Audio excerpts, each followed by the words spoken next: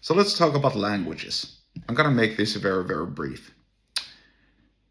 I happen to speak multiple languages. I don't speak them as well as English. I don't speak them as well as Norwegian, my mother tongue, but I do speak multiple languages. It all depends, really.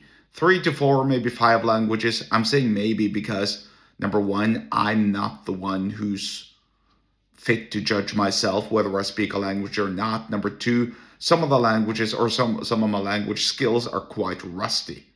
But give me 3 or 4 months together with people who speak, for instance, German and or French. I happen to speak a little bit of German. Ich spreche Deutsch. Je parle français aussi. But give me 3 to 4 months together with people who speak German only or French only, and both of my languages will pretty much, run on autopilot. Meaning I'll be able to speak to them in pretty simple or easy fashion about basic stuff. Anyway, so once upon a time, way back in the day, I had a job in the workforce. And I was working as a consultant on the client side of a large construction project. The client was in a region, of course, because that's where I'm from, that's where I'm living. The contractor was from from another country. I'm not going to mention which country because I'm going to keep it private and because of privacy. It was a big firm, and that big contractor from another country, from country number 2, that is, country number 1 is Norway, country number 2 is country number 2, and that big contractor had a subcontractor from yet a third country. So now you had multiple languages being spoken at once, right? And so instead of turning that into a problem, I decided to speak in both languages.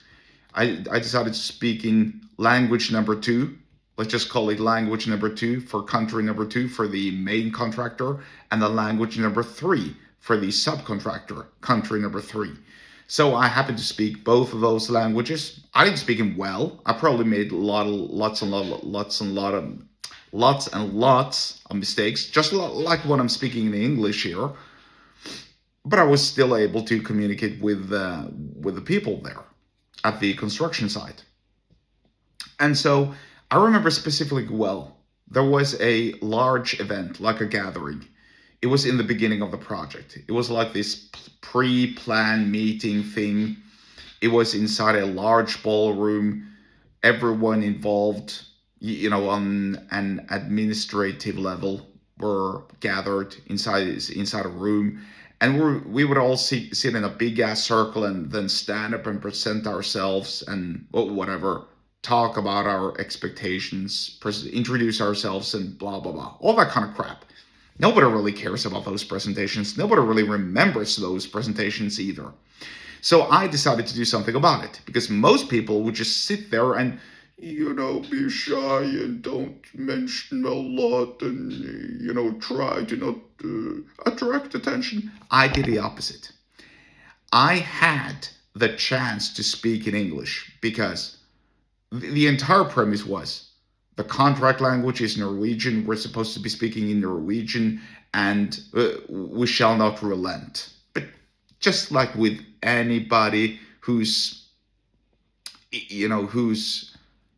around foreigners, you sort of like have to divert into a proper language or a proper way of communicating, which in 99% of the cases is speaking in English, because most people, or a lot of people, speak English today. That's how we can communicate together, irrespective of where we're living in the world.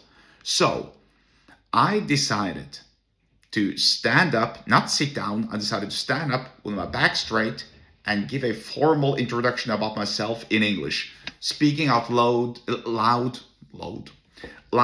voice clear, making sure that my rhythm and cadence and pacing was on point, and also that I didn't mumble or stumble or that I was making any sort of linguistical mistakes. I probably did, but I'd say it was a half decent presentation. Now, people remember that for a long, long time, because in addition to speaking in English and actually taking the task seriously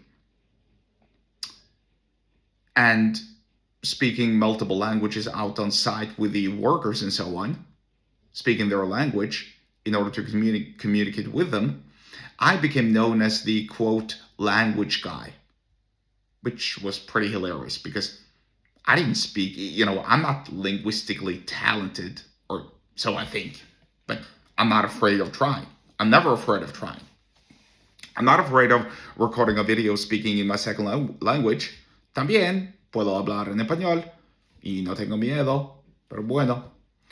And the simple point is here, I'm not afraid of trying. I'm not afraid of connecting with another human being. I'm not afraid of communicating with another human being.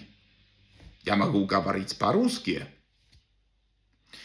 And well, this is actually pretty fun, sitting here and altering between languages. Maybe I should do that, but like I said, my Russian is rusty, my German is rusty, my French is certainly rusty, my Spanish is a little bit better, but whatever.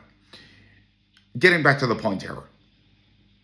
About a year later, after that event where I stood up and presented myself, and where I also was seen and heard speaking in other languages besides English, with the contractor and the subcontractor, I was introduced by my boss, who attended that meeting when I did the presentation.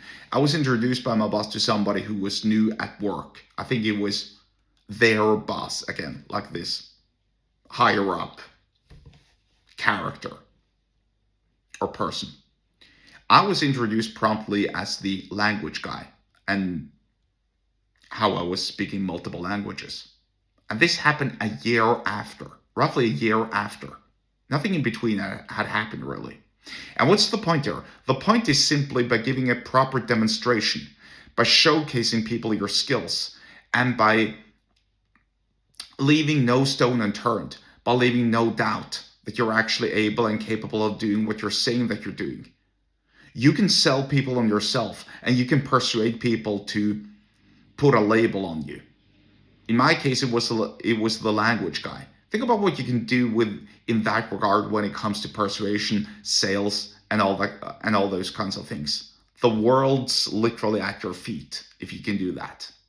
So, if you want to learn more about persuasion and business and sales and so on, get subscribed to my email list. The link to do so is below the episode description wherever you're watching and or listening to this, and I'll see you there.